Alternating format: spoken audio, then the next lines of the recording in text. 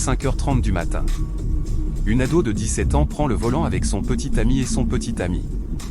Quelques minutes plus tard, elle enfonce l'accélérateur à fond et projette la voiture à 160 km/h dans un mur de briques. Aucun freinage. Aucun écart.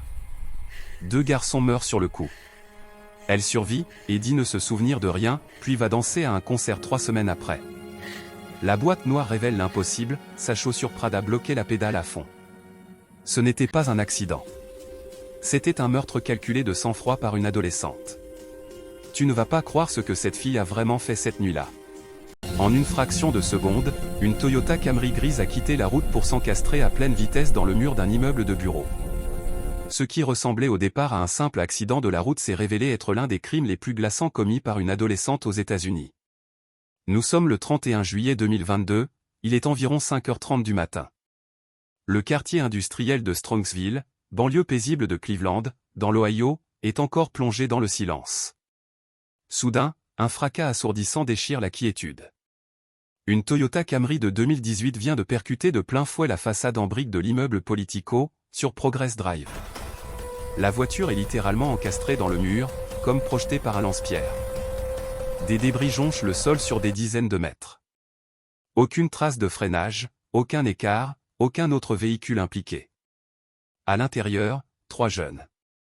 Dominique Russo, 20 ans, est assis à l'avant droit. Son ami Davon Flanigan, 19 ans, est installé à l'arrière. Les 2 garçons sont déjà morts à l'arrivée des secours, tués sur le coup par la violence de l'impact. Au volant, Mackenzie Chiria, 17 ans. Elle est inconsciente, ne respire plus, mais son cœur bat encore faiblement. Les pompiers parviennent à l'extraire de la carcasse et la transportent d'urgence à l'hôpital dans un état critique. Au premier abord, tout porte à croire à un tragique accident. 3 adolescents qui rentrent d'une soirée et qui finissent dans le décor. Pourtant, très vite, les questions s'accumulent.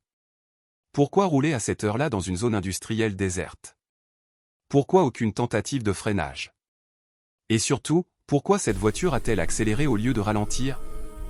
Mackenzie Chiria a grandi à Strongsville.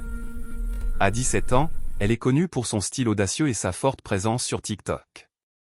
À l'écran, elle apparaît extravertie, pleine d'énergie, toujours maquillée et souriante. Elle poste des photos romantiques avec son petit ami, Dominique Russo, qu'elle présente comme l'amour de sa vie. Mais derrière les filtres, ceux qui la connaissent bien décrivent 2 visages, la jeune fille joyeuse et l'adolescente capable d'envoyer des messages menaçants, de se retrouver au tribunal pour des histoires de violence ou de harcèlement. Dominique et Mackenzie, c'est une histoire d'amour passionné qui dure depuis le collège. Inséparable, fusionnelle, mais aussi toxique. Rupture à répétition, réconciliations explosives, disputes violentes. Dominique rêve de lancer sa marque de vêtements, il est loyal, patient, il la défend toujours. Même quand ses frères lui disent de la quitter, même quand elle le traite mal. Ses proches voient bien que ça le ronge, qu'il s'éloigne petit à petit, mais personne n'imagine la fin. Davon Flanigan, lui, n'a rien à voir dans tout ça. Il sortait juste avec eux ce soir-là et avait besoin qu'on le ramène chez lui. Un passager innocent, comme le dira plus tard son père, un garçon sans histoire qui venait de finir le lycée et commençait à envisager son avenir. Après le drame, Mackenzie survit. Allongée dans son lit d'hôpital, branchée de partout, elle dit ne se souvenir de rien. Je me rappelle avoir tourné dans la rue, et puis plus rien. Elle demande même à être hypnotisée pour retrouver la mémoire. Sur les réseaux, elle publie des photos de Dominique avec des légendes déchirantes, « Tu me manques, Doug. Attends-moi ». Certains y voient du vrai chagrin. D'autres une mise en scène. Surtout quand, à peine quelques semaines plus tard, on la voit danser à un concert ou fêter Halloween comme si de rien n'était. Mais la vérité éclate avec les preuves. La caméra de vidéosurveillance d'un bâtiment voisin montre la voiture rouler normalement, puis, au moment de tourner dans la Drive, elle accélère brutalement. 160 km/h en quelques secondes. Direction, le mur. Pas d'écart, pas de freiné, trajectoire parfaite.